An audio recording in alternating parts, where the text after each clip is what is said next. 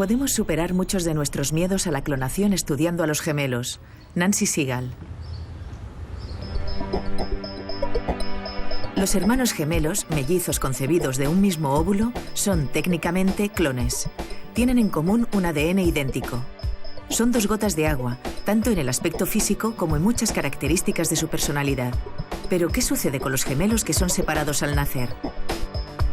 Al analizar estos casos, la psicóloga Nancy Segal revela aspectos de la formación de la personalidad y explica a Edouard Punset el papel de la cultura y de los genes en este proceso. Además, en su sección, Elsa Punset indaga sobre las fuentes culturales e innatas de la creatividad.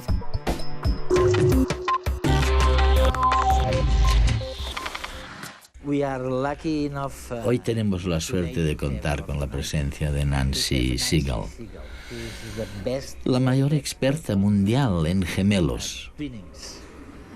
Nancy, he disfrutado muchísimo con los pocos libros tuyos que he podido leer.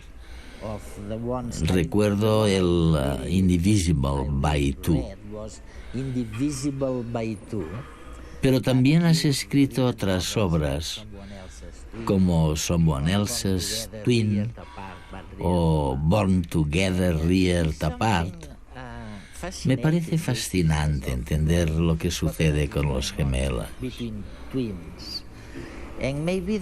Tal vez la mejor manera de presentarles el tema a los telespectadores sea a través de alguno de los recuerdos que has plasmado en tu libro.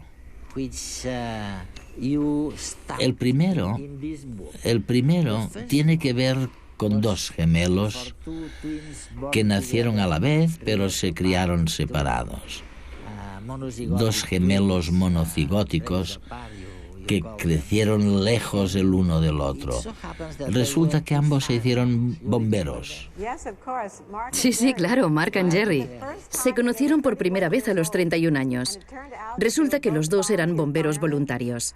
Ambos medían casi 2 metros. Eran calvos, llevaban bigote y cinturones con hebillas grandes y llaves colgando, pero su principal peculiaridad era que agarraban la lata de cerveza con el dedo meñique por debajo.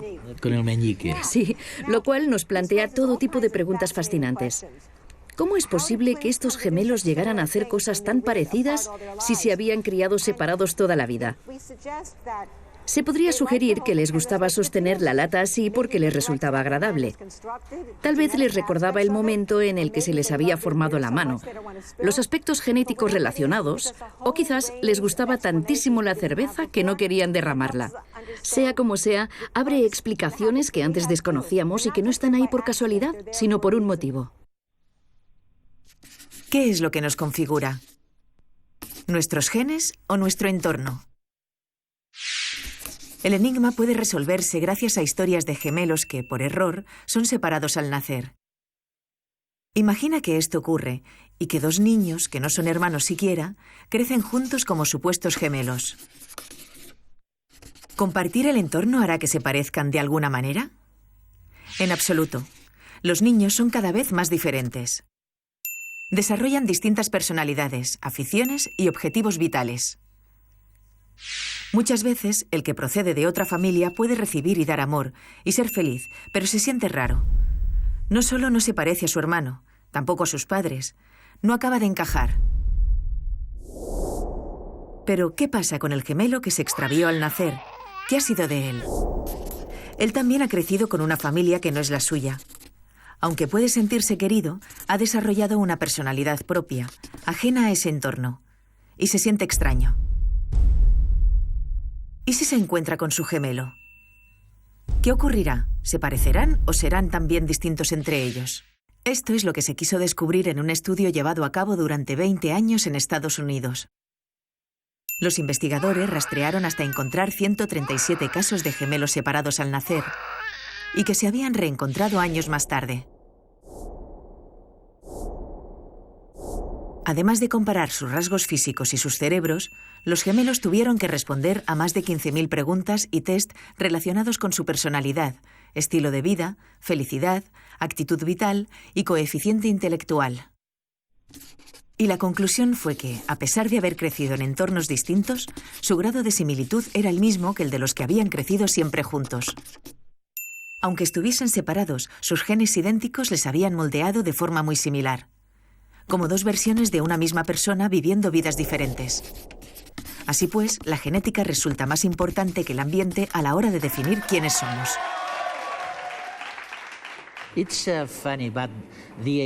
Es curioso porque la idea de que o bien la cultura o bien los genes lo determinan todo siempre ha estado presente y resulta en cierto modo una idea perturbadora. ¿Se debe todo a los genes? No hay ninguna conducta que se deba completamente a los genes. Incluso los gemelos idénticos separados al nacer son diferentes en algunos aspectos, pero se parecen más que nadie. Lo importante es ver que los genes funcionan de un modo probabilístico y no determinístico. Es decir, pueden empujarnos hacia ciertas cosas o apartarnos de otras. Pero en esta vida podemos elegir. Los genes nos harán más proclives a determinadas elecciones que a otras, pero no de un modo determinístico. ¿Y tú conociste a estos dos gemelos? Sí. Mark y Jerry eran increíblemente parecidos cuando los conocí. Y lo sorprendente además es que se llevaban genial, encajaban a la perfección. Esto demuestra que nos gusta estar con aquellos con quienes compartimos ciertas características. ¿Es así? En su caso, era como si se conocieran de siempre. Mark me dijo que era como si hubiera estado 31 años de vacaciones y al encontrarse con Jerry solamente le hiciera falta completar un par de datos. Se comprendían perfectamente, les encantaba la comida china y la misma cerveza, les gustaba mucho el fútbol, les apasionaba la música, pero a uno le iba más el rock and roll y a otro la música country. Y los separaron al nacer. No se vieron durante 31 años. Es fascinante. Increíble. Pero nos dice tanto sobre por qué somos como somos y también sobre por qué nos parecemos a algunos familiares y no a otros, ya que los genes explican por qué algunos de nuestros hijos se parecen y otros no, y por qué algunos se llevan bien con sus hermanos y otros no tanto. Sí, creo que nos haces entender muy bien por qué algunos genes se expresan abierta y claramente mientras que otros permanecen tapados, escondidos. Eso mismo, sí. Los genes se expresan en un entorno y dicho entorno puede modificar la expresión genética. Algunas conductas relacionadas con el funcionamiento cerebral no son tan modificables. Otras, como la satisfacción con el trabajo, lo son un poco más. No se puede asignar un porcentaje de influencia genética sobre una conducta porque varía de rasgo a rasgo. También hablas en el libro del caso de Oscar y Jack. Oscar y Jack. Uno era nazi, casi. Oh, no. Déjame que te cuente la historia de Oscar y Jack porque ha dado lugar a muchos equívocos. Oscar y Jack, hijos de un padre rumano judío y una madre alemana católica, nacieron en Trinidad en 1933. Cuando los padres se separaron, los niños apenas tenían 6 meses. El padre se quedó con Jack en Trinidad porque era el gemelo con el carácter más manejable, mientras que el bebé más difícil, Oscar, se quedó con la madre que lo llevó de vuelta consigo a la Alemania nazi. No olvides que la guerra acabó cuando Oscar tenía solamente 12 años. No puede decirse que fuera nazi. Formaba parte de las juventudes hitlerianas como todos los niños de su edad. Le gustaba porque podía practicar deporte y librarse de ir a la iglesia. En cambio, a Jack lo criaron en la fe judía. Los dos sabían que tenían un gemelo, incluso llegaron a escribirse cartas, pero no se conocieron en persona hasta pasados los 20. En ese momento, Jack vivía en un kibutz en Israel, pero viajó a Alemania para encontrarse con Oscar por primera vez. Fue un encuentro muy difícil porque tenían ideas políticas e históricas diametralmente opuestas y ni siquiera hablaban el mismo idioma. Parecía improbable que volvieran a encontrarse. Sin embargo, al cumplir los 45, oyeron hablar del estudio de Minnesota sobre gemelos criados por separado, en el que yo participaba, y decidieron darse otra oportunidad. Resultó que se parecían en muchas cosas. Solían lavarse las manos antes y después de ir al baño. Estornudaban ruidosamente en los ascensores para molestar a los demás. Nada les atraía más que una mesa de juego. Tenían muchas costumbres interesantes como esa. Y, ¿sabes? Se querían. De verdad que sí. Sentían un fuerte afecto y atracción el uno por el otro, pero a la vez se odiaban. La suya era una relación de amor-odio. La mantuvieron durante 7 años, hasta que Oscar falleció en 1997. Lo interesante de estos gemelos es que si se hubiera tratado de cualquier otro judío o cualquier otro ciudadano de la Alemania nazi, probablemente no se hubieran molestado en conocerse. Exacto. Porque iban a hacerlo. Pero como eran gemelos idénticos y estaban tan fascinados con sus similitudes, encontraron la manera de hacerlo. Otra cosa fascinante es que los dos sabían que si se hubieran invertido sus posiciones, habrían acabado siendo el otro, que al fin y al cabo era una versión de ellos mismos. Habrían crecido para convertirse en la persona cuyas convicciones detestaban más profundamente. Me parece fascinante, porque ninguno de nosotros logra verse bajo otro prisma. A lo sumo podemos imaginar vidas alternativas, pero los gemelos criados por separado, como Jack y Oscar, pueden verse realmente de otra manera, como un espejo. Los gemelos idénticos se parecen mucho, casi como dos gotas de agua. Al fin y al cabo son clones, genéticamente iguales. Sin embargo, hay una pequeña parte de ellos que difiere. Algunos rasgos físicos y, desde luego, bastantes rasgos de personalidad se desarrollan de forma separada, independiente. Y eso es lo que les hace personas distintas. Compartir genes no significa compartir cuerpos o mentes. Más allá de lo que predetermina la biología, el entorno también tiene su papel a la hora de moldear quiénes somos. En este sentido, los estudios hechos con gemelos separados al nacer nos aportan un dato sorprendente. La influencia del entorno no es ejercida mayoritariamente por la familia en que se ha crecido, sino por las experiencias vividas más allá de padres, hermanos y primos. Viajar a otro país, aprender otro idioma, los amigos que uno hace en la vida o las relaciones amorosas que uno experimenta moldean más nuestra personalidad que lo que vivimos en casa. Ahora me gustaría preguntarte sobre ellas. Y es que las veo en el libro. Sí. Estas dos niñitas chinas, Sí. que son gemelas, pero si lo he entendido bien, siempre se han criado por separado. A las dos chiquitinas de las que hablo en mi libro, Gillian y Lily, resulta que las encontraron y las adoptaron dos familias distintas. Lo que pasó fue que dos parejas de padres que iban en el mismo grupo a buscar a los bebés que les habían asignado, recibieron una fotografía y al verla dijeron: o nos van a dar el mismo bebé por error o tenemos gemelos. Y las niñas eran gemelas. Una de las madres me contactó y la ayudé a hacer las pruebas de ADN para cerciorarse de que las niñas eran gemelas. La madre me contó que había más parejas en la misma situación. Por eso ahora estoy realizando este estudio, el único prospectivo que existe hasta la fecha, un seguimiento de gemelos en el tiempo. Estudio a entre 11 y 12 pares de gemelos chinos separados al nacer y analizo su inteligencia, su personalidad y los cambios en el tiempo. En 1996 nació Dolly, una oveja escocesa, que era fruto de un proceso de clonación. Sí. Y todo el mundo, yo incluido, empezó a preguntar cuál era la diferencia, si es que hay alguna, entre la clonación y los gemelos. Y recuerdo que tú saliste recordando que en unas declaraciones en las que decías que, bueno, que son dos cosas distintas. Corrígeme si me equivoco, ¿no? Lo haré. Tú decías que no son tan distintos los gemelos de los clones, ¿no? ¿Cuál es tu idea? Todos los gemelos monocigóticos son clones por definición. Son organismos genéticamente idénticos, mientras que los clones no son gemelos idénticos.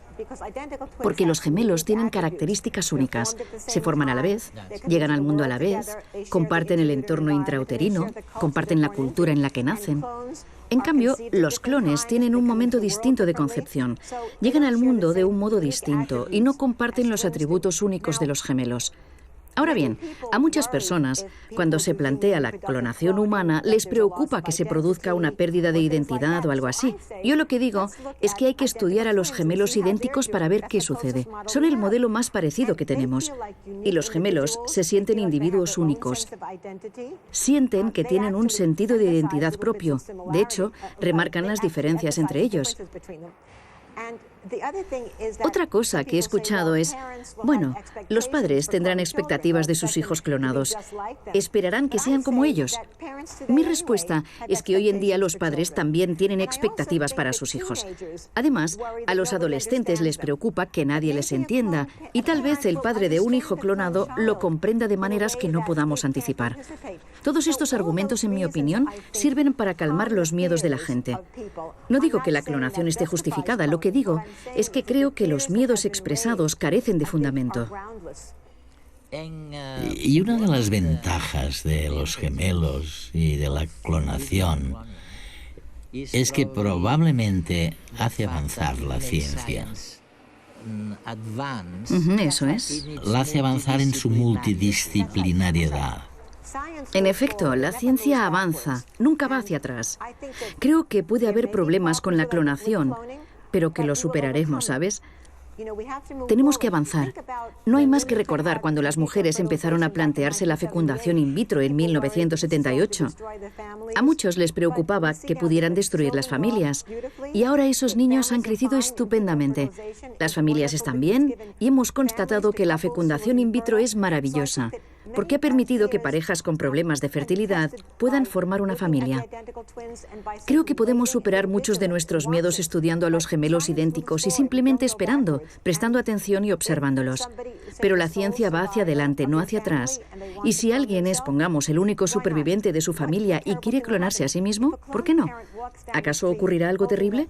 Si un padre pasea por la calle de la mano de su bebé clonado, ¿nadie lo sabrá? ¿Quién se dará cuenta? Otra cosa, me han hablado de un programa de televisión que juntó a 4 parejas de madres e hijas que se parecían muchísimo, lo cual nos brinda otro modelo.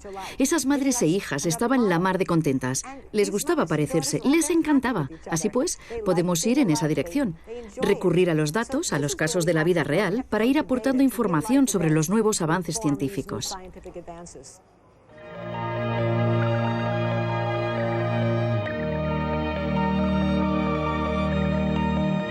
Los científicos dicen que el vínculo emocional entre los gemelos idénticos es el más cercano que puede darse entre dos personas, incluso en los casos en que crecen separados.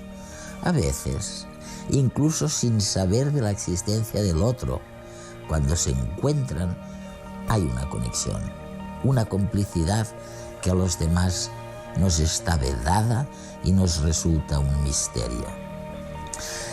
Y aunque hayan vivido en lugares distintos, en circunstancias y con familias muy diferentes, descubren que son muy parecidos. A veces, casi como si fuesen la misma persona viviendo en universos paralelos. Sus historias nos hacen cuestionarnos algo tan importante y a la vez tan frágil como nuestra identidad individual. Quizás por eso los gemelos idénticos, como gotas de agua, nos parecen tan fascinantes.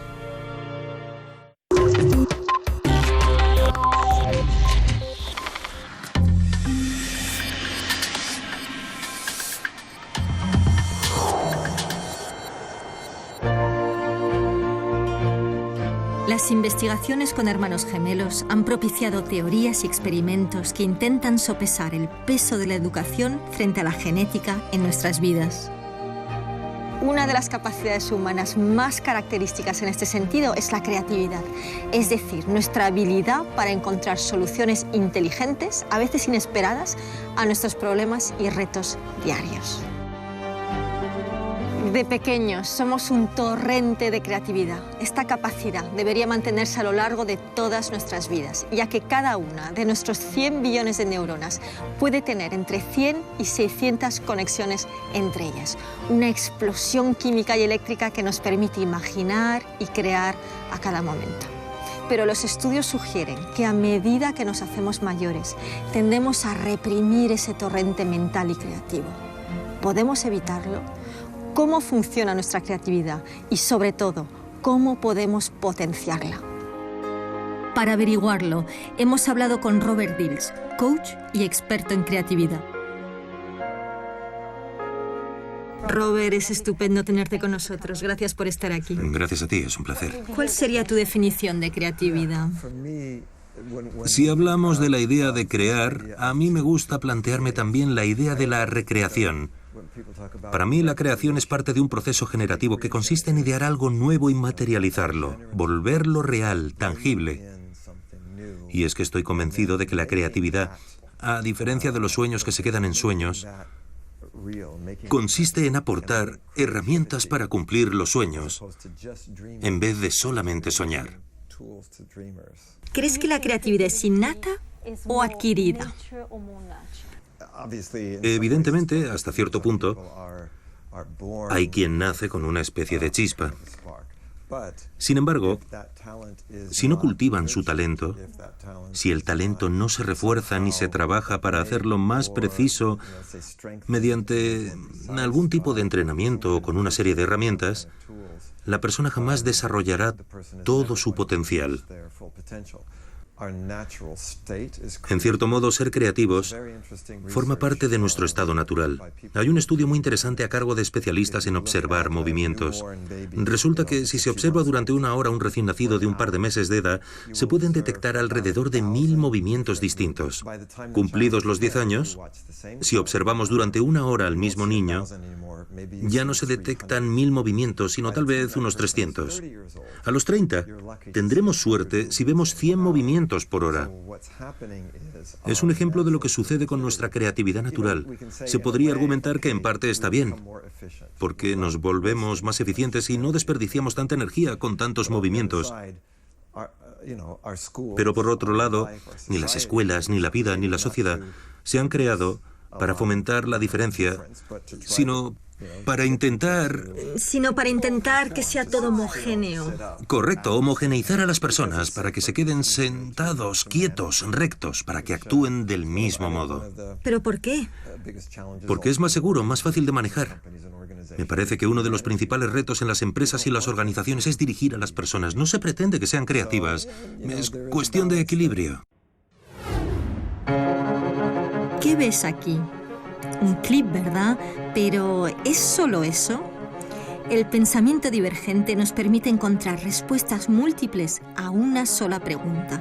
En este caso vamos a encontrar distintos usos, algunos de ellos inesperados, para este simple clip. Por ejemplo, podría ser el eslabón de una cadena, un collar o unas hawaianas muy pequeñas, una estrella, un broche para un vestido, entre muchas más cosas. Y es que cuanto más creativa es una persona, más utilidades le encontrará. ¿Cómo podemos mejorar nuestra capacidad de pensamiento divergente y, por tanto, nuestra creatividad? Hay una persona creativa que has estudiado muy a fondo. Se trata de alguien muy querido y conocido por todos, Walt Disney. Sí. ¿Verdad que Disney divide el proceso creativo en varias fases? ¿Nos lo podrías explicar un poco? Sí.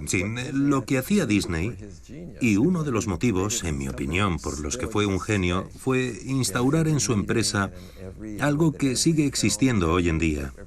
En cada reunión, en cada película, en cada uno de los productos creados se aplicaban las 3 fases.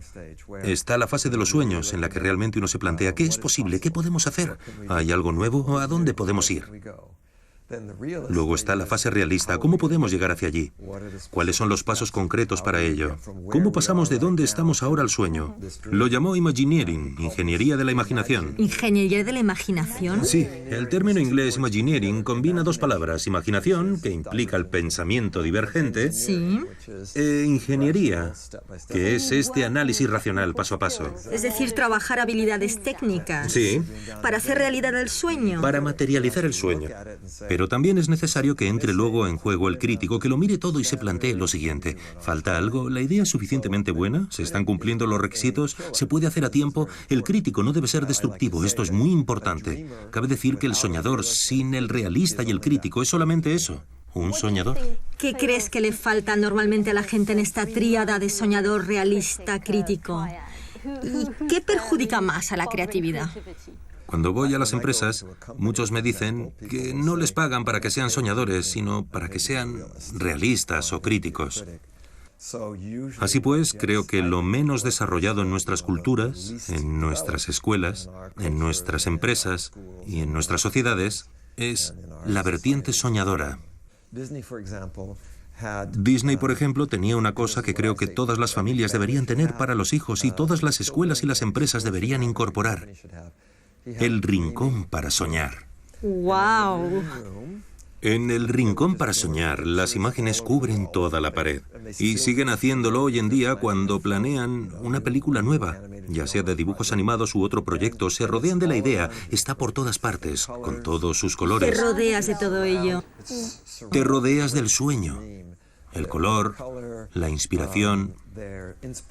Quieres sentir las imágenes, además de verlas. Se empieza a trazar un plan de acción y se analizan cuáles son los pasos, las escenas principales. Hasta ese momento te has estado concentrando. Ahora te toca ser crítico. Pero solamente en ese momento, ¿de acuerdo? No hay que dejar pasar al crítico al rincón de los sueños para que rompa los dibujos y diga que no van a funcionar. ¿Y cuándo le dejamos entrar? Solamente si va a soñar.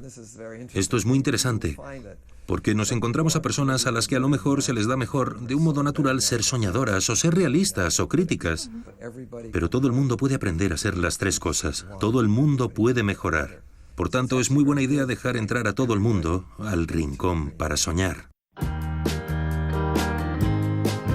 El rincón para soñar lo inventó Walt Disney, pero podemos utilizarlo todos en nuestra vida diaria.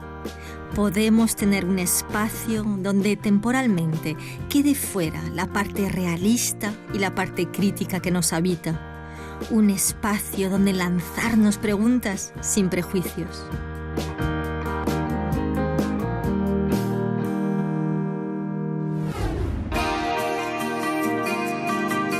Todos estamos dotados para la creatividad y por todas partes nos rodean oportunidades para ser creativos. En casa, en el trabajo, en nuestras relaciones con los demás, dibujando, decorando, resolviendo y transformando lo que haga falta para alcanzar nuestras metas y resolver problemas diarios. El enemigo de la creatividad puede ser la crítica despiadada. Así que date un respiro y genera a diario momentos dedicados solamente a soñar y a crear. Es esencial para poner en marcha tu creatividad y transformar el mundo que te rodea. Y eso no es magia, es inteligencia emocional.